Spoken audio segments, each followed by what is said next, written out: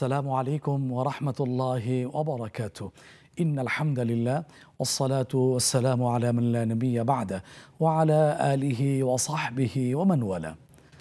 সম্মানিত দর্শক, এই মুহূর্তে কাছে দূরে দেশে বিদেশে যে যেখান থেকে শরীফ হজ গ্রুপ নিবেদিত নেক্সাস টেলিভিশন পরিবেশিত অনন্য দ্বীনি লাইভ আয়োজন ইসলামী জীবন বিধান অনুষ্ঠানে যারা যুক্ত হয়েছেন বা পরবর্তীতে যুক্ত হবেন, সবাইকে জানাচ্ছে অনেক অনেক প্রীতি, শুভেচ্ছা ও মুবারকবাদ।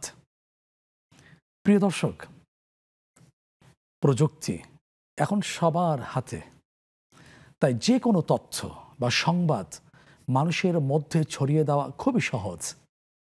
এই সুযোগে অনেক মানুষ মিথ্যা তথ্য, মিথ্যা সংবাদ পরিবেশন করে যাচ্ছে। এতে করে কি হচ্ছে? সরল মনা মানুষ যাচাই বাছাই না করে মিথ্যা তথ্য, মিথ্যা সংবাদ পরিচিত মহলে ছড়িয়ে দিচ্ছে। পরিণতিটা কি হচ্ছে? সমাজ ও রাষ্ট্রে অস্থিরতা সৃষ্টি হচ্ছে। কোরআন কি বলছে? সুন্নাহ কি আসছে? কোরআনে সে বিখ্যাত কথা আসছে ২৬তম পারা সূরা হুজুরাত ১৫তম পৃষ্ঠা, ইয়া আইয়ুহাল্লাযীনা আমানু ইন জাআকুম ফাসিকুম বিনাবাইন ফাতাবায়ানু। ফাসিক যখন কোনো সংবাদ পরিবেশন করে যাচাই বাছাই করার কথা বলা হয়েছে, না হলে পরিণতিতে অনুতপ্ত হতে হয়, আফসোস করতে হয়। সুন্নাতেও এই ব্যাপারে সুস্পষ্ট বক্তব্য আসছে। এই সামান্য কথা থেকে অনুমান করা যাচ্ছে আজকে টপিক কি হতে পারে। হ্যাঁ, আজকে টপিক হচ্ছে ইসলামে তথ্য যাচাইয়ের গুরুত্ব। এই গুরুত্বপূর্ণ বিষয়, সমসাময়িক এই বিষয়ের উপরে চমৎকার আলোচনা উপহার দেওয়ার জন্য এবং আপনাদের জিজ্ঞাসিত প্রশ্নের দালিলিক ও সাবলীল ভাষায় উত্তর জানার জন্যে যিনি দিবেন, আপনাদেরই পরিচিত মিডিয়া ব্যক্তিত্ব, স্বনামধন্য আলেমে দ্বীন, জামিয়া শরিয়া মালিবাগের সিনিয়র মুহাদ্দিস মোহতারাম শেখ মুফতি আব্দুস সালাম হাফিজাহুল্লাহ। আসসালামু আলাইকুম ওয়া রাহমাতুল্লাহ। ওয়া আলাইকুম আসসালাম ওয়া রাহমাতুল্লাহি ওয়া বারাকাতুহু। আহলান, স্বাগত জানাচ্ছি মোহতারাম। ধন্যবাদ আপনাকে। আজকের এই সমসাময়িক গুরুত্বপূর্ণ বিষয় আপনার কাছ থেকে তথ্য বহুল আলোচনা শুনবো ইনশাআল্লাহ। আল্লাহু ইয়াফফিকুনা জামিআ। আমিন, জাযাকাল্লাহু খাইরান।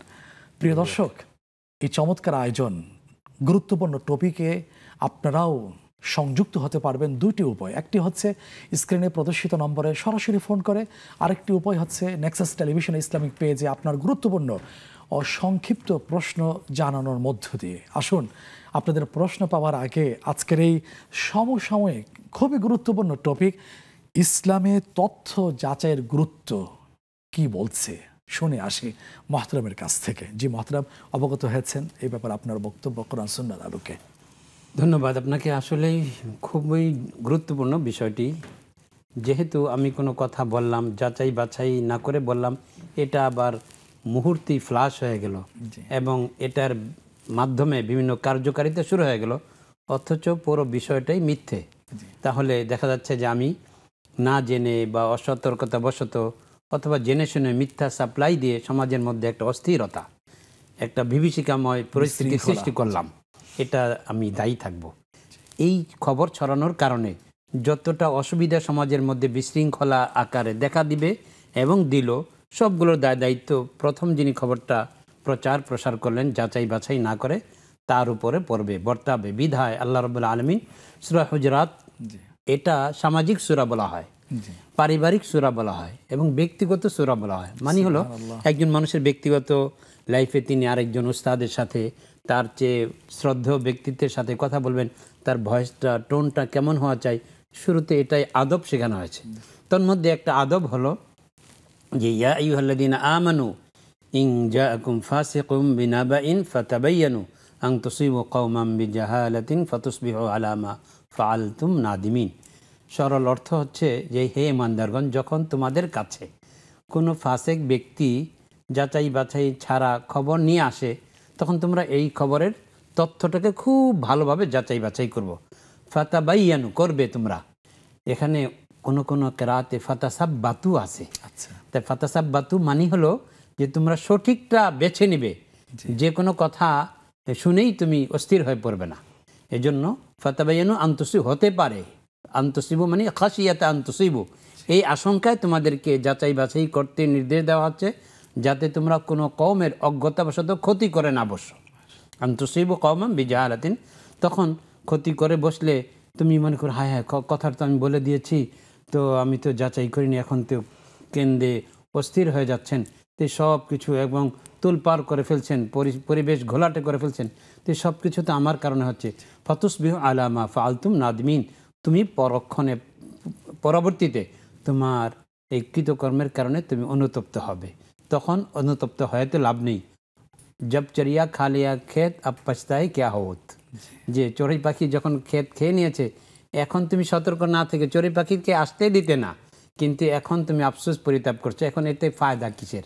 এজন্য আমি যখন কোনো কথা বলবো এটার জন্য খুব যাচাই বাছাই করে বলি। শরীয়ত এটাকে খুব বেশি নির্দেশ করে। শুধু বলা না, লেখার ক্ষেত্রে অবশ্যই শেয়ার দেওয়ার ক্ষেত্রে, শেয়ার দেওয়ার ক্ষেত্রে বলা লেখা মানে প্রচার করে। কেননা রাসূল আকরাম সাল্লাল্লাহু আলাইহি ওয়াসাল্লাম ইরশাদ করেছেন, কাফা বিল মারই কাযিবান আন ইউহাদ্দিসা বিকুল্লি মা সামিআ আও কামা ক্বালা আলাইহিস সালাম।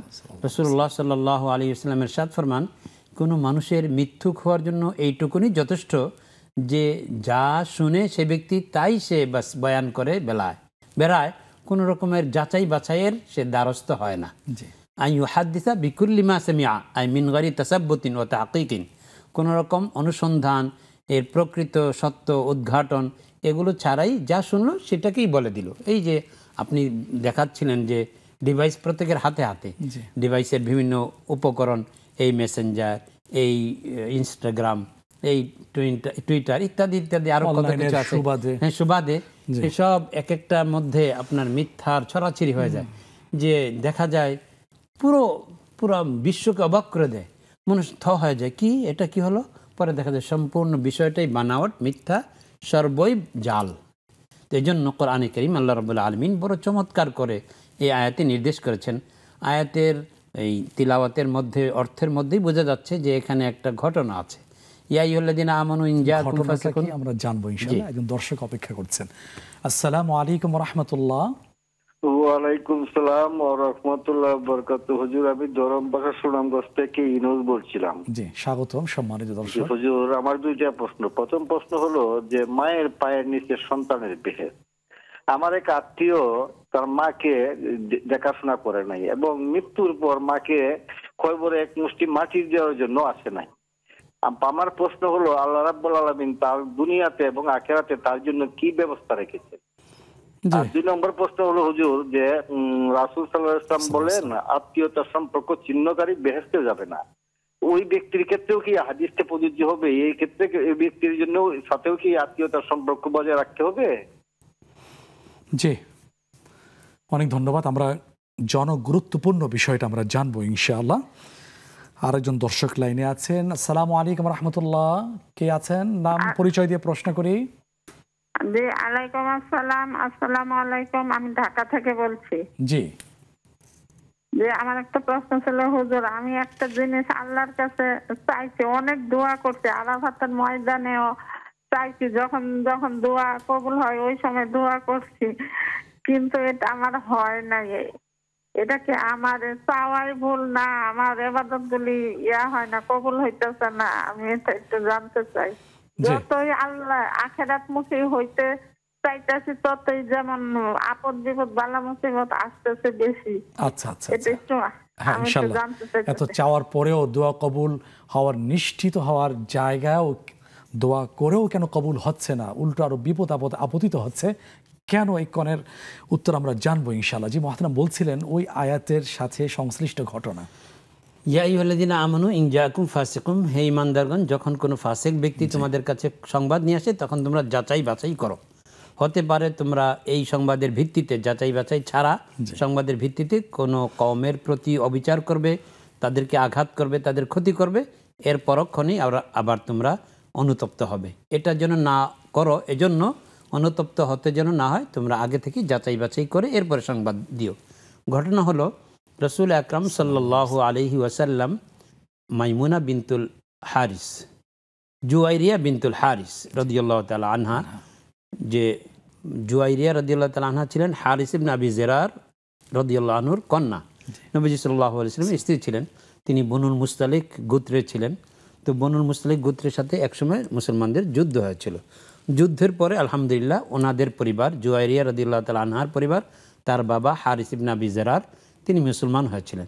তো মুসলমান হইলে পরে কিছু বিধিবিধান আরোপিত হয়, তন্মধ্যে যে আমি জাকাত আদায় করব এই বিধানটাও ছিল। রসুল আকরাম সাল্লাল্লাহু আলাইহি ওয়াসাল্লাম তখন তার সাথে এই চুক্তি করলেন যে ঠিক আছে, জাকাত আপনারা সব একত্রিত করে রাখবেন, আমি লোক পাঠিয়ে এগুলো বাইতুল মালে নেওয়ার ব্যবস্থা করব। রসুল সাল্লাল্লাহু আলাইহি ওয়াসাল্লাম ওয়ালিদ ইবনে ওকবা ইবনে আবি মুআইদ সে কাফের ছিল, তার সন্তান ওয়ালিদ মুসলমান হয়েছিল। তো রসুল সাল্লাল্লাহু আলাইহি ওয়াসাল্লাম এই ওয়ালিদ রাদিয়াল্লাহু আনহুকে, যিনি ওকবা বিন আবি মুআইদের সন্তান, তাকে পাঠালেন জাকাত আনার জন্য, উত্তোলিত জাকাতগুলো বাইতুল মালে নিয়ে আসার জন্য পাঠালেন। ঘটনাক্রমে তার সাথে ওই গোত্রের আগে থেকেই শত্রুতা ছিল। এই কারণে তিনি কিছু দূর যাওয়ার পরে আবার শয়তান তাকে ওয়াসওয়াসা দিল যে তুমি গেলে তো আবার পুরনো শত্রুতা নতুন করে ডানা বাঁধবে, এজন্য দরকার নেই যাওয়ার, তুমি চলে আসো।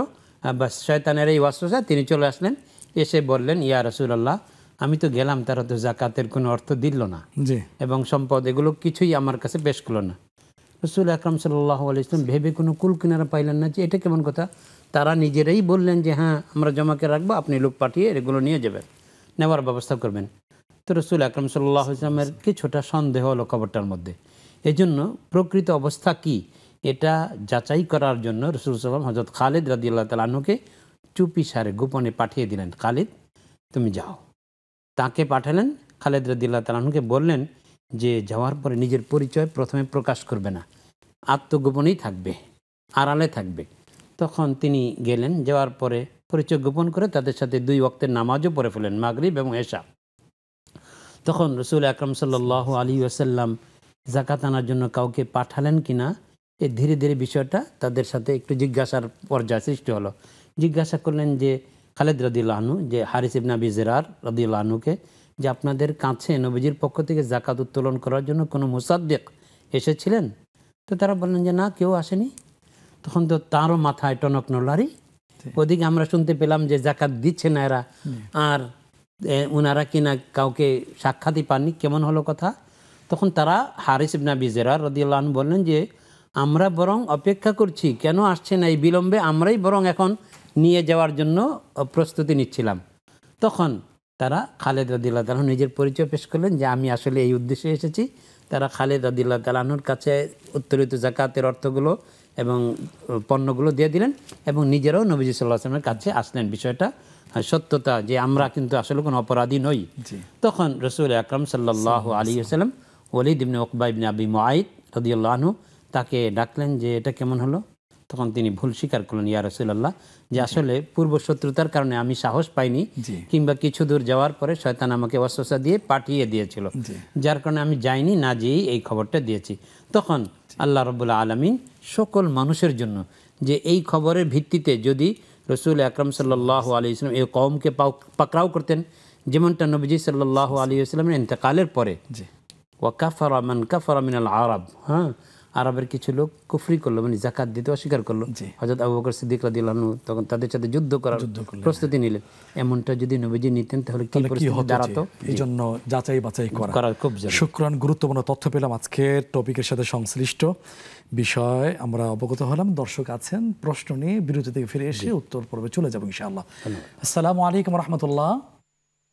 ওয়ালাইকুম আসসালাম ওয়া রাহমাতুল্লাহি ওয়া বারাকাতুহু। আমি মৃত্তিকা মনি বলছিলাম বাড়িধারা থেকে। জি, স্বাগতম বোন। জি, আমার ফার্স্ট কোয়েশ্চেন হচ্ছে, শেখ, হাসবি আল্লাহ এই ওয়ার্ডটা কি জিকির করা যায়?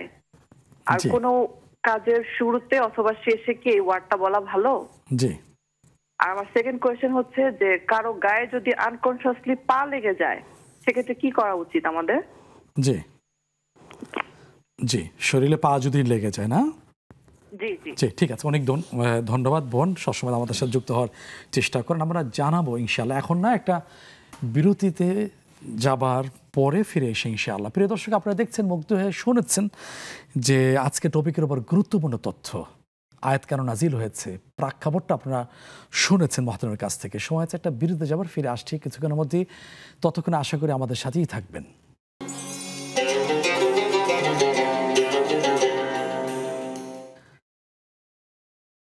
বিরতির পরে স্বাগত জানাচ্ছি প্রিয় দর্শক, আপনারা দেখছেন নেক্সাস টেলিভিশনের জনপ্রিয় দ্বীনি লাইভ আয়োজন ইসলামী জীবন বিধান অনুষ্ঠান। আপনাদের প্রশ্নের জবাব দিচ্ছেন মোহতারাম শেখ মুফতি আব্দুস সালাম হাফিজাহুল্লাহ। আমরা বিরতির আগে আজকের টপিকের উপরে খুবই গুরুত্বপূর্ণ ঐতিহাসিক ঘটনা শুনেছি।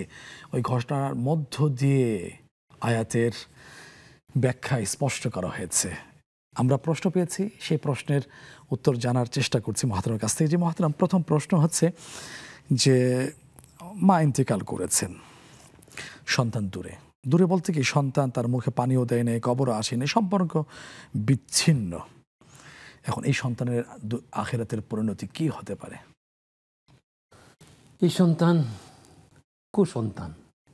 আখিরাতের পরিণতি আল্লাহ তাআলা বড় চমৎকারভাবেই বলে দিয়েছেন যে আল্লাহ পাক রব্বুল আলামিন ইরশাদ ফরমান, ওয়ালা তানহারহুমা ওয়াকুল লাহুমা কাওলান কারীমা ওয়াকাদা রাব্বুকা আল্লা তা'বুদু ইল্লা ইয়্যাহু ওয়া বিল ওয়ালিদাইনি ইহসানা।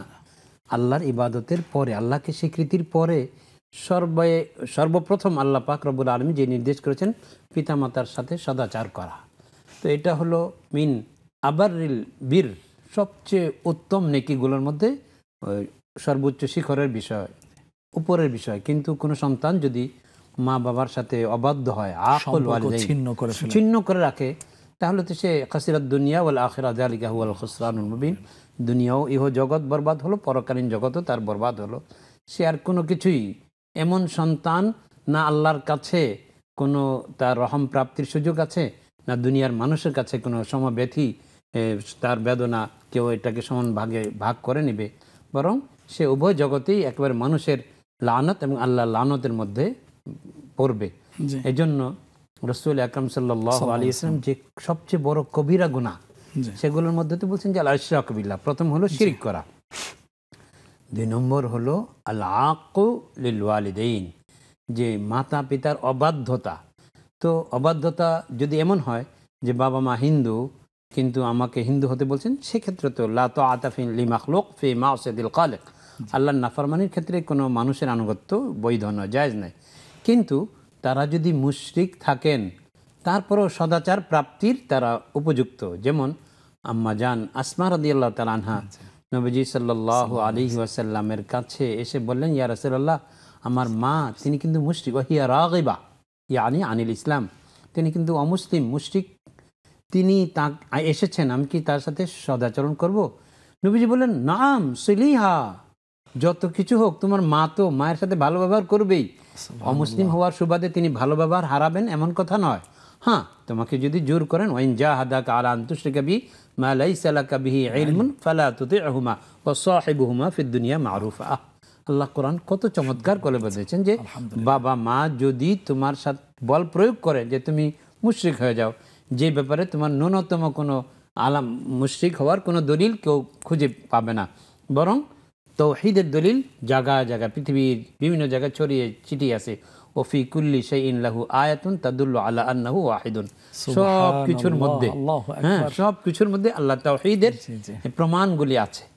এই আলম মানে জগৎ, জগৎকে জগৎ এই জন্য বলা হয় যে জগৎ, পুরো জগৎটাই তাওহীদের আলামত, যেদার দেখতা ওদের মে তো হি তো হয়। হ্যাঁ, এই জন্য মা বাবা যখন তাকে বল প্রয়োগ করবেন অন্য ধর্মে ধর্মান্তরিত হওয়ার, সেই ক্ষেত্রে তাদের আনুগত্যটুকুন এক্সেপশন করা যাবে না। কিন্তু আর সর্বক্ষেত্রেই ওয়াসাহিবুহুমা ফিদ দুনিয়া মারুফা, তাদের সাথে ভালো আচরণ করতেই হবে। যে মা মারা গেল, সন্তান কি করে মায়ের জানাজা আসলো না, কি করে মায়ের একটু মুখে পানি দিতে আসলো না, কি করে তাদের সেবা শুশ্রূষা, তাদের মুখে তাদের প্রয়োজনীয় ঔষধ এনে দিতে আসলো না, এ তো সন্তান নয়। এর চাইতে তো আবু জেহেলরাও ভালো ছিল, আবু জেহেলদের মুশরিক ছিল, কিন্তু তারা তো মা বাবার সাথে এমন আচরণ করতো না, সেই জন্য এদের পরিণতি খুবই ভয়াবহ।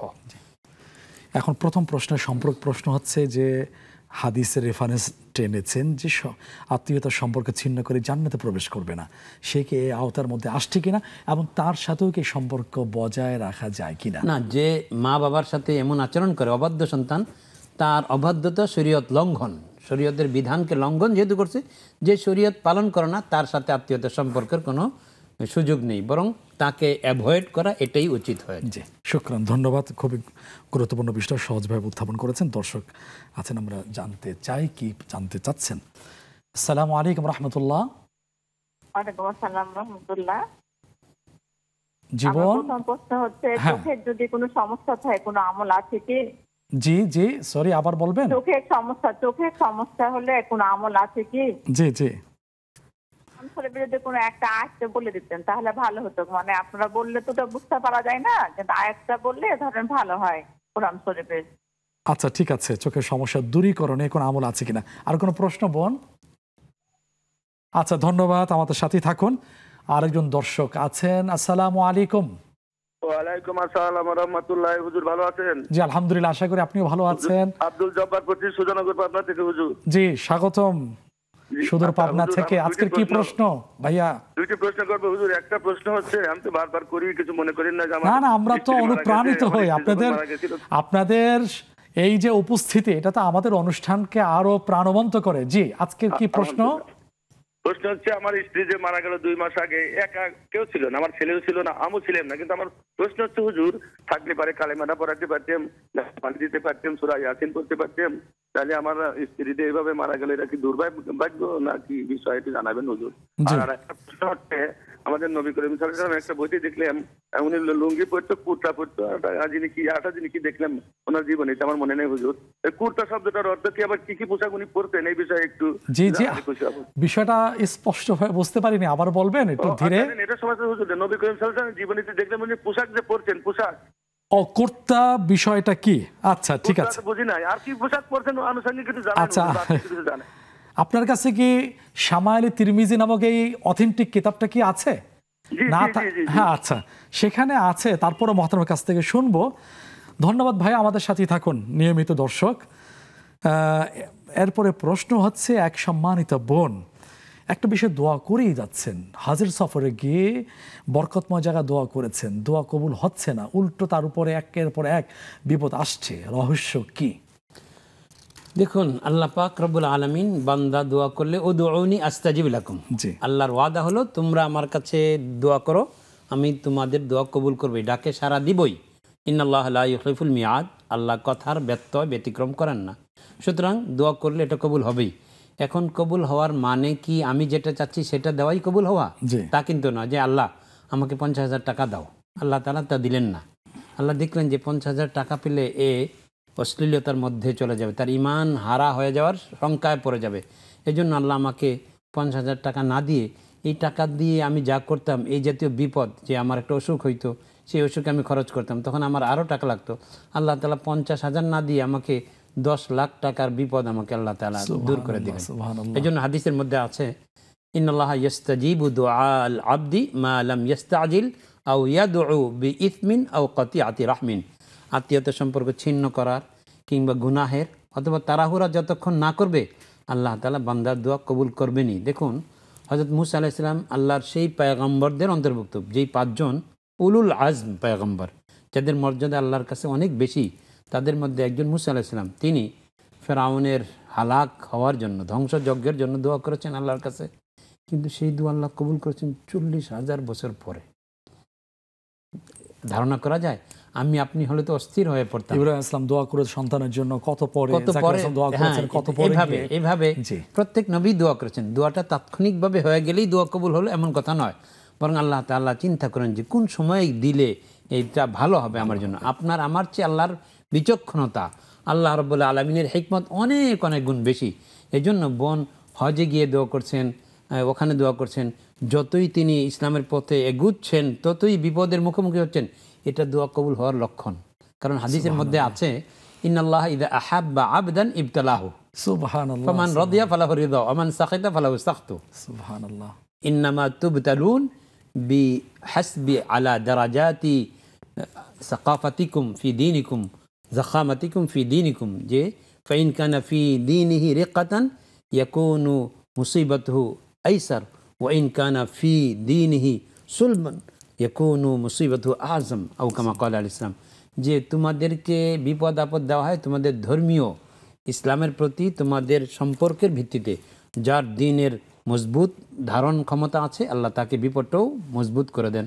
আর যার দিনটা একটু স্থিতিশীল অতটা নয়, হালকা পর্যায়ের, তাকে আল্লাহ তাআলা হালকা ধরনের বিপদ দেন। সুতরাং সেই বিপদ আপদ আসাটা আল্লাহ যখন কাউকে পছন্দ করেন তাকেই বিপদে নিপতিত করেন। যে রাজি হবে তার জন্য আল্লাহর সন্তুষ্টি আসবে, আর যে অসন্তুষ্ট হবে আল্লাহ তার প্রতি অসন্তুষ্ট হয়ে যাবেন। এজন্য বিপদ আসাই একজন সাহাবী এসে নবীজিকে বললেন, ইয়া রাসূলুল্লাহ, আমি আপনাকে মহব্বত করি। তখন নবীজি বললেন, হ্যাঁ জি জি, নবীজি বললেন, তাহলে বিপদ আপদের জন্য তৈরি আছো তো? সুবহানাল্লাহ। তাহলে উনি আল্লাহ মুখী বিপদ আসছে, এটা তার জন্য প্লাস পয়েন্ট। অবশ্যই। সুবহানাল্লাহ। জি, একটু সময় হচ্ছে বিরতিতে যাওয়ার, ফিরে এসে বাকি আলোচনা শুনবো ইনশাআল্লাহ। প্রিয় দর্শক, মুগ্ধ হয়ে তন্ময় হয়ে আমরা শুনছিলাম মুহতারামের কাছ থেকে চমৎকার এই প্রশ্নের উত্তর সাথে সম্পৃক্ত আলোচনার সময় হচ্ছে আরেকটি ছোট্ট বিরতিতে যাবার।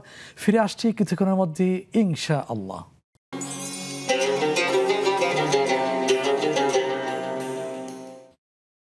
প্রিয় দর্শক, বিরতির পরে সাদর আমন্ত্রণ জানাচ্ছি শরীফ হজ গ্রুপ নিবেদিত ইসলামী জীবন বিধান অনুষ্ঠানে। আপনাদের প্রশ্ন জবাব দিচ্ছেন মুহতারাম শেখ মুফতি আব্দুস সালাম হাফিজাহুল্লাহ।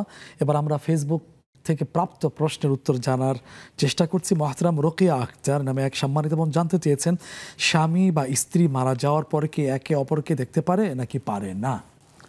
স্বামী এবং স্ত্রী, জি, একজন স্বামী মারা গেল স্ত্রী তাকে দেখতে পারবেন, স্ত্রী মারা গেলে স্বামীও তাকে দেখতে পারবেন, কিন্তু কথা হলো টাচ করতে পারবেন না। স্ত্রী যখন মারা গেল তখন স্ত্রীকে আর টাচ করতে পারবেন না, স্বামী। জি, কারণ হলো যে বৈবাহিক সম্পর্ক মৃত্যুর মাধ্যমে ভেঙে গেল, শেষ হয়ে গেল। সুতরাং এখন আর স্ত্রীকে টাচ করা ছাড়া, স্পর্শকরণ ব্যতীত আপনি তাকে দেখে মৃত্যুর কথা স্মরণ করবেন, তাকে দোয়া দিবেন, সেটা নিয়ে আপত্তির কিছু নেই, কিন্তু তাকে স্পর্শ করতে পারবেন না। আর স্ত্রী যদি, যেহেতু স্ত্রী স্বামী মারা যাওয়ার পরে স্ত্রী ইদ্যতের মধ্যে থাকেন, তাহলে স্ত্রীর একটু সম্পর্ক আরও রয়ে গেল। এই জন্য স্ত্রীও তার স্বামীকে দেখতে পারবেন। তবে কথা হলো যে মানে স্বামী স্ত্রীর যে সম্পর্ক অথবা যে স্পর্শকরণ, এই বিষয়গুলো থেকে সম্পূর্ণ বিরত থেকে যদি দেখেন তাহলে এটা আপত্তির কিছু হবে না। আচ্ছা আচ্ছা, একটু সম্পর্ক আছে সেটারও ভিত্তি করে যদি এমন হয়ে থাকে স্ত্রী স্বামীকে গোসল দিতে চান, যদি কেউ না থাকেন সেটা তখন উজরের ক্ষেত্রে অপারগতার বিষয়, তখন আর ইদ্যতের প্রশ্নটা স্ত্রীর বেলায়, স্বামীর বেলায় নয়। মৃত্যুর মধ্য দিয়ে সম্পর্কটা শেষ হয়ে যায়। এই জন্য স্বামী কোনোভাবেই স্ত্রীকে স্পর্শ করবেন না, কিন্তু স্ত্রী যদি দেখার সাথে সাথে তখন স্পর্শ করেন তাহলে এটা নাজায়েজ হবে না। কেন? যে স্বামীর ইন্তেকালের পরে স্ত্রীর উপর ইদ্যত আসছে 4 মাস 10 দিন, 4 মাস 10 দিন শেষ হওয়ার আগে সম্পর্ক সম্পূর্ণভাবে ছিন্ন হয়নি। এজন্য যদি স্ত্রী স্বামীকে স্পর্শ করেন এটাতে আপত্তির কিছু হবে না। সম্পর্ক একটা বিষয়, এর ব্যাপারে কি ভিন্ন কোনো মত আছে কিনা? এটা ভিন্ন, অন্যরা অন্য দিক থেকেও দেখেন যে এটা স্পর্শ করতে পারবে ইত্যাদি বিষয়গুলো আছে। ধন্যবাদ, শুকরান, জাযাকাল্লাহ খাইর। আরেকটি প্রশ্ন আফিয়া দিল সিদ্দিকা, ওনার প্রশ্ন হচ্ছে একটা গুনার জন্য কি পরিমাণ নেকি দিতে হবে পাওনাদারকে? একটা গুনাহ বলতে আসলে যদি বান্দার হক হয়ে থাকে তাহলে শুধু একটা হকের জন্য আপনার 6 লক্ষ নামাজ তাকে দিয়ে দিতে হবে। ইন্না লিল্লাহি ওয়া ইন্না ইলাইহি হযরত থানভী রাহমাতুল্লাহ আলাইহি এমনটা লিখেছেন। আল্লাহ, তাহলে তো আল্লাহর হক হলে সেটা বারবার ইস্তেগফার করতে হবে। রহিম রহমান, জি, বান্দার হক তো আদের ব্যাপারে আমরা তো একেবারেই গাফিল, বেপরোয়া। এটা মনেই করি না যে আমি আল্লাহর হক রক্ষা করে বান্দার হক যতই লঙ্ঘন করি এতে আপত্তির কিছু না, কিন্তু বিষয়টা সম্পূর্ণ বিপরীত। বান্দার হক রক্ষা করে আল্লাহ তাআলার ইবাদত করলে আল্লাহ গ্রহণ করবেন। বান্দার হক আল্লাহ তাআলা কখনোই এটা মাফ করবেন না। যে নবীজি সাল্লাল্লাহু আলাইহি ওয়াসাল্লাম যখন হজের বিদায় হজে নবীজি সাল্লাল্লাহু আলাইহি ওয়াসাল্লাম সেই মিনার থেকে মুজদালিফা রজনীতে আসলেন, আরাফা থেকে মুজদালিফা গেলেন, সেই রাতে আল্লাহর কাছে এই বিষয় যে আল্লাহ তুমি বান্দার হক এটাও মাফ করে দিও। তো নবীজিকে 3 বার বলা হলো যে না, মাফ করব না। তো পরিশেষে বলা হলো যে হ্যাঁ, যদি আল্লাহ পাক রব্বুল আলামিন বান্দার হক যদি কেউ লঙ্ঘন করে থাকে তাহলে এই জায়গা আসার বরকতে তার ওই যার হক লঙ্ঘন করলো তার মনে তাকে মাফ করে দেওয়ার অনুভূতি আল্লাহ সৃষ্টি করে দেবেন, কিন্তু আল্লাহ তাআলা সরাসরি মাফ করবেন না। আল্লাহ হেফাজত করুক, আল্লাহ হেফাজত করুক। আজকের আমাদের টপিকটাও তো এই বিষয়ের উপরে, তথ্য যাচাই না করে পরিবেশনা, এটা তো মানুষের হক, জনগণের হক ক্ষুণ্ণ করা হচ্ছে। শুকরান, জাযাকাল্লাহ খাইরান। মুহতারাম, এবার আমরা ফোন করে প্রশ্ন আমরা নিব, তারপর উত্তর জানবো ইনশাআল্লাহ। আসসালামু আলাইকুম রাহমাতুল্লাহ। ওয়ালাইকুম আসসালাম। আসসালামু আলাইকুম ওয়া রাহমাতুল্লাহ। ভাই আমি ঢাকা বাড্ডা থেকে খুশিদা বেগম বলছিলাম। জি, স্বাগতম বোন, বাড্ডা থেকে। ভাই আমার 2টা প্রশ্ন। জি একটা প্রশ্ন হলো যে আমি আপনাদের অনুষ্ঠানটা 1 ঘন্টা দেখি, এই 1 ঘন্টা আমি জিকির করি, ওটা কি আমার হচ্ছে কি না? জি আর একটা প্রশ্ন হয়েছে যে আমি আরবি পড়ি, তর্জমা করি, খতম করব, কি আমল করব খতম করে? জি খতম হ্যাঁ, কোরআন খতম করে কি আমল করবেন? জি, ওই যে আরবি তর্জমাটা করে আমি খতম করব, জি এখন আমি কি আমল করব এটা একটু জানার বিষয় আমার। জি জি, ঠিক আছে। আসসালামু আলাইকুম। ওয়ালাইকুম আসসালামু আসসালাম ওয়া রাহমাতুল্লাহি ওয়া বারাকাতুহু। আমাদের সাথেই থাকবেন বোন, আমরা জানানোর চেষ্টা করব। আরেকজন দর্শক লাইনে আছেন। আসসালামু আলাইকুম।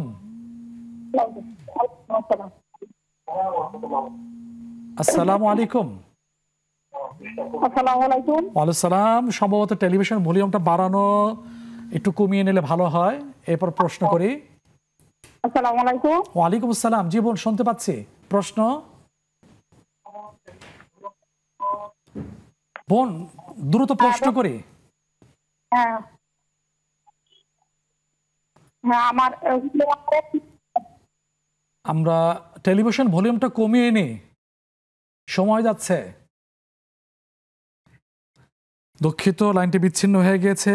পুনর্বার চেষ্টা করি বোন, আমরা ফোন করে প্রশ্ন জানার চেষ্টা করছি। সম্মানিত মহতারাম, সেটা হচ্ছে হাসবি আল্লাহ, এটা কি জিকিরের আওতায় আসে? অবশ্যই। এবং কোনো বিষয় শুরুতে শেষকে এটা যুক্ত করা যায় কিনা? হাসবি আল্লাহ মানে হলো যে আমার সব কাজে আল্লাহ যথেষ্ট। তো সুবহানাল্লাহ। এর চাইতে উত্তম বাক্য আর কি হতে পারে? কোরআনে কারিমে সূরা তাওবাতে আল্লাহ রাব্বুল আলামিন হাসবি আল্লাহ, যে নবীজি সাল্লাল্লাহু আলাইহি ওয়াসাল্লামকে আল্লাহ নির্দেশ করেছেন আপনি এটা বলুন, হাসবি আল্লাহ, আল্লাহই আমার জন্য যথেষ্ট। তাহলে এটা জিকির করা যাবে না কেন? বরং কাজের শুরুতে এবং শেষে এটা বললে ইনশাআল্লাহ, যেহেতু এমন যিনি বললেন হাসবি আল্লাহ, যিনি বললেন তিনি আল্লাহর উপরেই তার বিষয় ন্যস্ত করলেন। ইনশাআল্লাহ আল্লাহর উপর ন্যস্ত করার কারণে আল্লাহ তাআলা তার বিষয়টাকে সঠিকভাবে সম্পাদন করে দেবেন। সুবহানাল্লাহ। এরপর আমাদের দেশে একটা লোকজ একটা বিষয় আছে, শরীরে যদি পা লেগে যায় সেক্ষেত্রে করণীয় কি? মানে মুরব্বী কারো শরীরে পা লেগে গেলে এটা তো স্বাভাবিকভাবে একটু বেয়াদবির মতো মনে হলো, এই জন্য সেখানে একটা শ্রদ্ধেয় কিছুকে আমি অবমাননা করলে যে অনুভূতি আমার দিলে আসা উচিত, কোনো মুরব্বীর গায়ে অযাচিতভাবে পা লেগে গেলে তখন সেই অনুভূতি থেকেই আমি সেটাকে আবার তাকে ওই জায়গাটাকে স্পর্শ করে শ্রদ্ধা নিবেদন করার চেষ্টা করব। এটা আপত্তির কিছু নেই, বরং এটা সুন্নাহ ভিত্তিক, যে পা লেগে গিয়েছে অজ্ঞানতা অজান্তে, তাহলে আমি আবার শুইয়ে আপনাকে শ্রদ্ধার নিবেদন করছি, এটা ক্ষমা করবেন, এটা করা যাবে। শুকরান। এরপরে প্রশ্ন হচ্ছে চোখের সমস্যা, কি আমল আছে? চোখের সমস্যার জন্য রাসূল আকরাম সাল্লাল্লাহু আলাইহি ওয়াসাল্লাম সাহাবীদেরকে যে আমল করতে দিতেন, কোরআনে কারীমের সূরা কালামের কফ এর ওই আয়াত, ফাকাশাফনা আনকা গিতাআকা ফাবাসারুকা আল-ইয়াওমা হাদীদ, যে আমি তার চক্ষু থেকে সব রকমের দুর্বলতা প্রতিবন্ধকতা দূর করে দিলাম, এখন তার চোখ একেবারে ধারালো তীক্ষ্ণ হয়ে গেল। এজন্য ওলামায়ে কেরাম বলেন যে অন্তত নামাজ বাদ, প্রত্যেক ফরজ নামাজ বাদ 3 বার করে ফু দিয়ে এই অঙ্গুলিগুলো চোখের উপর স্পর্শ বুলিয়ে নিলে ইনশাআল্লাহ আল্লাহর আয়াতের বরকতে আল্লাহ পাক রব্বুল আলামিন তার চোখের মধ্যে জ্যোতি বাড়িয়ে দেবেন ইনশাআল্লাহ। সুবহানাল্লাহ। সূরা কালামের শেষে আয়াতটা কি পড়া যায় কি না? ওইটাও ওলামায়ে কেরাম বলেন হ্যাঁ আমলযোগ্য। আমলযোগ্য, হ্যাঁ। শুকরান। ওইটা বললাম না, এই জন্য ওখানে 3 আয়াত আছে, তো এটা একটু বোনের জন্য লম্বা হয়ে যাবে, আর এটা ছোট। ফাকাশাফনা আনকা গিতাআকা ফাবাসারুকা আল-ইয়াওমা হাদীদ, এটা তিনি সহজেই পড়তে পারবেন। শুকরান। মুহতারাম, সময় 4টে বিরতিতে যাবেন।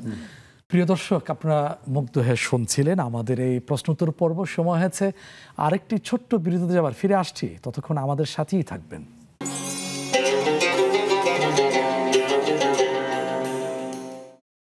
সম্মানিত দর্শক, বিরতির পরে পুনর্বার স্বাগত জানাচ্ছি নেক্সাস টেলিভিশনের জনপ্রিয় লাইভ আয়োজন ইসলামী জীবন বিধান অনুষ্ঠানে। আপনাদের প্রশ্নের জবাব দিচ্ছেন মহতারাম শেখ মহতারাম মুফতি আব্দুস সালাম হাফিজাহুল্লাহ। মহতারাম, ফোন করে প্রশ্নে পুনরায় চলে যাচ্ছি। এক বোন জিজ্ঞেস করেছেন পাবনা থেকে, স্ত্রী ইন্তিকাল যখন করেছেন কাছে বা সাথে কেউ ছিলেন না, আফসোস যে সাথে বা কাছে কেউ থাকলে তো কালিমাটা জিকিরটা মুখে বলানোর চেষ্টা করতে পারতেন, কাছে না থাকার কারণে মৃত্যুবরণ করেছেন, এটা কি দুর্ভাগ্যের কোনো ইঙ্গিত বহন করছে কিনা? আল্লাহ পাক রব্বুল আলামিন আমার কারো ইন্তেকালের সময় কোন আপনজন থাকবেন এটা তো আল্লাহই ফয়সালা করেন। সুতরাং আমি যদি আমার জীবনটাকে যদি আমালের আল্লাহর রঙে রঙিন করতে পারি, তাহলে কেউ যদি নাও থাকেন, আল্লাহ পাক রব্বুল আলামিন আমার মুখ দিয়ে অবশ্যই কালেমা পড়তে পড়তে আমাকে আল্লাহর কাছে আল্লাহ নিয়ে যাবেন, এমনটা আশা করা যায়। এখন কেউ কাছে থাকতে না পারাটা ওই ব্যক্তির দুর্ভাগ্যময় মৃত্যুর লক্ষণ এমনটা বলা যাবে না। শুকরান, জাযাকাল্লাহ খেরান। এরপরে সম্মানিত ভাই রাসূল ইসলামের সিরাহ পড়তে গিয়ে পেয়েছিলেন কুর্তাটা বলতে কি বোঝায়, পাশাপাশি সংশ্লিষ্ট প্রশ্ন হচ্ছে রাসূল ইসলামের পোশাক কি ছিল, দুটো বিষয় একসাথে। জি, রাসূল আকরাম সাল্লাল্লাহু আলাইহি ওয়াসাল্লাম এর পোশাক ছিল লিবাসুত তাকওয়া, ওয়া লিবাসুত তাকওয়া যালিকা খায়র। আল্লাহ রাব্বুল আলামিন যে মুত্তাকিদের লিবাস বা যেই লিবাসের মধ্যে তাকওয়া আছে সেই লিবাসকে উত্তম বলে অভিহিত করেছেন। এই জন্য রাসূল আকরাম সাল্লাল্লাহু আলাইহি ওয়াসাল্লাম যে লিবাস পরতেন তার মধ্যে তাকওয়া লুকায়িত ছিল। মানে হলো যে এটার দ্বারা কোনো ব্যক্তি যখন এই পোশাকে কাউকে দেখে তখন তিনি নেক আমলের প্রতি উদ্বুদ্ধ হতেন, এবং এই পোশাক পরুয়া ব্যক্তি কোনো গুনাহ থেকে বেঁচে থাকার একটা সুযোগ হইতো, তার কথার কথা সহায়ক হতো। কারণ কথার কথা, আমি পাঞ্জাবি জুব্বা পরেছি, এরপরে একটা অশ্লীল কাজে আমি আত্মনিয়োগ করব, নিবেদিত হব, এটা আমার পক্ষে সম্ভব হয় না। এই লিবাস আমাকে বিবেক নাড়া দিবে। আর বরং ওই যে মুসা আলাইহিস সালামের যে ফেরাউনের যে জাদুকর ছিল, তারা দুষ্টুমি করে মুসা আলাইহিস সালামের পোশাক পরে নিয়েছিল। আল্লাহ রাব্বুল আলামিন বলেন যে আচ্ছা, তোমাদেরকে মুসার পোশাকের কারণেই ঈমানের দৌলত আমি দান করব, যার কারণে ক্বালু আমান্না বিরাব্বিল আলামিন, তারা ফেরাউনের অনুমতি ছাড়াই ঈমান নিয়ে ফেললো।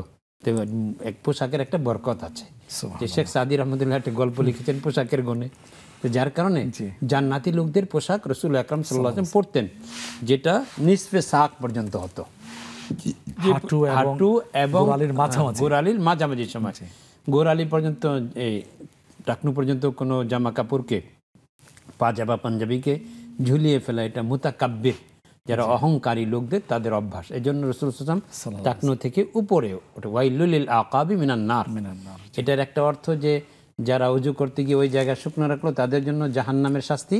ঠিক তেমনিভাবে যারা মুসবিলুল ইজার অর্থাৎ লুঙ্গি, চাদর, এই আপনার পাজামা, এগুলো সালোয়ার পরতে গিয়ে টাকনুর নিচে নিয়ে গেল, তাদের জন্য জাহান্নামের শাস্তি। চাদরটা মনে আসবে না, মানে শরীরের সাথে যে লেগে থাকে পরা থাকে সেগুলো নিচে চলে আসে যেগুলো। শুকরান, জাযাকাল্লাহ খেরান। এরপরে বাড্ডা থেকে এক সম্মানিত বোন জানতে চেয়েছেন যে আমাদের এই অনুষ্ঠানটা দেখে থাকেন, 1 ঘন্টা দেখার সময় জিকির করতে থাকেন, এটা কি ঠিক হচ্ছে কিনা? মনে মনে জিকির করবেন, দেখলেন আপত্তির কি আছে, বরং মনে মনে জিকির করলে তিনি একটা জিকিরের সওয়াবের অধিকারী হবেন ইনশাআল্লাহ। ইনশাআল্লাহ। এরপরে দ্বিতীয় প্রশ্ন সম্মানিতা বোনের, সেটা হলো উনি কোরআন পড়ছেন, আরবিটা তর্জমা পড়ছেন, শেষ হবে, খতম করার পরে কি আমল করবেন তিনি? কোনো আমল করার পরে সর্বপ্রথম কাজ হচ্ছে এই আমলটার জন্য আল্লাহর উদ্দেশ্য হয় এবং আল্লাহর জন্য খালিস, তার জন্য এই আমলকে কবুল করে নেন, এই জন্য দোয়া করতে থাকা। আমল করতে পারলাম বলে তার মনে কোনো রকমের অহংবোধ, আত্মশ্লাঘা, অহমিকা না আনা যে আমি কোরআন তো খতম করে ফেলেছি, তাতে কি হয়েছে? খতম করেছেন, এটা আল্লাহ তৌফিক দিয়েছেন, এখন আল্লাহ যেন আপনার খতমকে আবার কবুল করেন, এই জন্য আল্লাহর কাছে আরও বেশি দোয়া করতে থাকা। এবং এত বড় একটা সৌভাগ্য আপনি অর্জন করলেন, আল্লাহর কালাম খতম করলেন, এই খুশিতে কিছু ফকির মিসকিনকে দান করা, যাতে তাদের দোয়ার ওসিলা আল্লাহ তাআলা আপনার এই মহান আমলটাকে কবুল করে নেন ইনশাআল্লাহ। ইনশাআল্লাহ, চমৎকার আপনার সবক বাতলে দিয়েছেন। আবার ফেসবুকের প্রশ্ন চলে যাচ্ছে, ফাহমিদা সুলতান নামে এক বোন জানতে চেয়েছেন, একটু কেমন জানে ব্যতিক্রম ধর্মী প্রশ্ন মনে হচ্ছে। হুজুর, উনি কি তো 40 জুমা রোজা রাখে, 40 জুমা রোজা সম্পর্কে নিয়ে কিছু জানতে চাই, আর 40 জুমা রোজা রাখলে সব আছে কিনা? দেখুন, এমনিতে জুমার দিন সপ্তাহের সবচেয়ে বরকতময় দিন, এতে কোনো খায়রু ইয়াউমিন তালাআত ফিহি শামসু ইয়াউমুল জুমআ। রাসূল সাল্লাল্লাহু আলাইহি ওয়াসাল্লাম হাদিসের মধ্যে স্পষ্ট করে বলেছেন যে যেই দিনগুলোতে সূর্য উদয় হয়, উদিত হলো, সেই দিনগুলোর মধ্যে জুমার দিন হচ্ছে সর্বশ্রেষ্ঠ।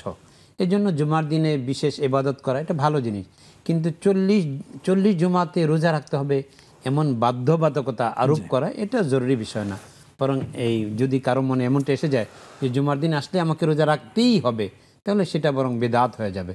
এখন 40 জুমা কেউ যদি কোনো মাকসাদ আদায়ের জন্য 40টা দিন গনে 40টা জুমায় এই রোজা রাখেন, এটা তার ব্যক্তিগত ব্যাপার, কিন্তু এটা বাধ্যবাধকতা বা এটাকে আবশ্যিক মনে করা এটা জরুরি কিছু না। শুকরান, জাযাকাল্লাহ খেরান। মোহতারাম, আমরা ফোন কলের প্রশ্নের উত্তর দেওয়ার চেষ্টা করেছি, পুনর্বার টপিকের আলোচনায় চলে যাচ্ছে। ইসলামের তথ্য যাচাইয়ের গুরুত্ব কেন দেওয়া হয়েছে, আমি একটু বিষয় আপনার সাথে শেয়ার করতে চাই। মুনাফিকদের বড় হাতিয়ার হলো মিথ্যা কথা বলে প্রতিপক্ষকে ঘায়েল করা। আমরা পিছনে দেখেছি মিথ্যা কথা তারা বলেছে, রাসূল ইসলামের সাহাবীদের বিরুদ্ধে বলেছে, রাসূল ইসলামের বিরুদ্ধে বলার চেষ্টা করেছে যে মিথ্যাবাদী। সেই ব্যাপারে কি বলবেন আপনি? দেখুন, একটা যুদ্ধে রাসূল সাল্লাল্লাহু আলাইহি ওয়াসাল্লাম, সাহাবায়ে কেরাম ছিলেন, মুনাফিকরাও ছিল, এবং মুহাজির আনসারদের মধ্যে সামান্য একটু বিষয় নিয়ে একেবারে মনোমালিন্য হয়েছিল। তখন রাসূল আকরাম সাল্লাল্লাহু আলাইহি ওয়াসাল্লাম তিনি যে সাধারণ লিবাস, সাধারণ বাহন ব্যবহার করতেন, তার প্রমাণ হলো যে একটা গাধা, তাতেও নবীজি আরোহণ করতেন, এটাকে তুচ্ছ জ্ঞান করে এটাকে পরিহার করতেন না।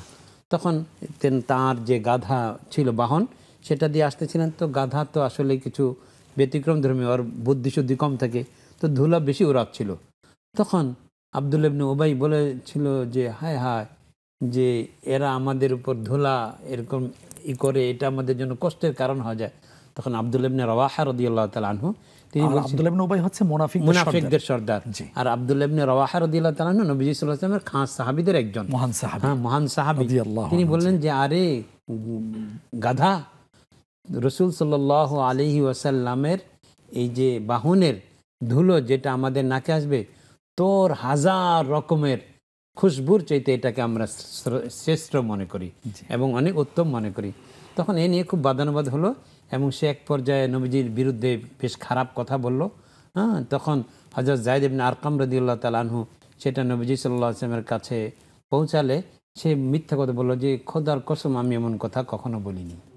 অথচ পরে আল্লাহ রাব্বুল আলামিন সূরা মুনাফিকুনের মধ্যে তাদের মুখোশ উন্মোচন করে দিয়ে বলেন যে হ্যাঁ, ছোট্ট যায়েদ বিন আরকামকে গলত ভাবার কোনো কারণ নেই, আসলে এই কথা সে ঠিকই বলেছে, এবং ঠিক কথাটাই নবীজি সাল্লাল্লাহু আলাইহি ওয়াসাল্লামের কাছে হযরত যায়েদ রাদিয়াল্লাহু তাআলা পৌঁছে দিয়েছেন। এই জন্য যে নবীজির বিরুদ্ধে এই খারাপ কথাটা তিনি নবীজির সম্মানের কারণে, নবীজির প্রতি ভালোবাসার টানে তিনি এটা বরদাস্ত করতে পারেননি। তখন মুনাফিক বলেছিল যে আল্লাহর কসম আমি এমন কথা বলিনি, কিন্তু আল্লাহ পাক রব্বুল আলামিন বলেছেন বলে সূরা মুনাফিকুনের মধ্যে এটা স্পষ্ট করে দিয়েছেন। এই জন্য মিথ্যা কথার মাধ্যমে প্রতিপক্ষকে ঘায়েল করা, এটা তাদের অন্যতম হাতিয়ার মুনাফিকদের। নবী সাল্লাল্লাহু আলাইহি ওয়াসাল্লাম তাই বলছেন যে ওয়াইয়াকুম ওয়াল কিযব ফাইন্না রাজুলা লা ইয়াকযিবু ওয়া ইয়াতাহারাল কাযিব হাত্তা ইউকতাবা ইনদাল্লাহি কাযযাবা। যে আলাইকুম বিসিদক, তোমরা সত্যকে অবলম্বন করো, কেননা ইন্না রাজুলা লা ইয়াসদুকু, সত্য কথা বলে, ওয়া ইন্নাহু লা ইয়াতাহারাল কাযিব, এই আসিদকা, এবং সত্যের অন্বেষণে থাকে, এইভাবে করে সে হাত্তা ইউকতাবা ইনদাল্লাহি সিদ্দিকা, আল্লাহর কাছে সিদ্দিক সত্যবাদী বলে বিবেচিত হয়। আর ব্যতিক্রম হলো মিথ্যা থেকে দূরে থাকো, কারণ কোনো ব্যক্তি মিথ্যা বলে ইয়াকযিবু ইয়াতাহারাল কাযিবা, আর মিথ্যা অন্বেষণে থাকে হাত্তা ইউকতাবা ইনদাল্লাহি কাযযাবা, আল্লাহর কাছে শেষে সে কাযযাব, মিথ্যুক বলে পরিগণিত হয়। অনেক অনেক ধন্যবাদ মোহতারাম, আপনার কাছ থেকে অল্প সময় চমৎকার আলোচনা শুনেছি। আল্লাহ উপকৃত হওয়ার তৌফিক দান করুন, আমিন। প্রিয় দর্শক, আজকে টপিকটা ছিল জনগুরুত্বপূর্ণ তথ্য যাচাই গুরুত্ব ইসলামে। আমরা মিথ্যা রটনা থেকে নিজেদেরকে বাঁচানোর জন্য যে কোনো তথ্য পেলে আমরা যাচাই করব ইনশাআল্লাহ। পরিপূর্ণ নিশ্চিত না হয়ে কোনো সংবাদ, কোনো তথ্য আমরা প্রচার করব না, ছড়িয়ে দেব না। সেজন্য আল্লাহর কাছে বিনীতভাবে আর্জি পেশ করছি, আল্লাহ তাআলা আমাকে, আপনাকে, আমাদের সবাইকে তথ্য যাচাই যত্নবান হওয়ার তৌফিক দান করুন, আমিন। এই প্রত্যাশা আজ এখানে শেষ করছি। আগামী পর্ব দেখার আমন্ত্রণ জানিয়ে আল্লাহ হাফেজ। আসসালামু আলাইকুম ওয়া রাহমাতুল্লাহি ওয়া বারাকাতুহু।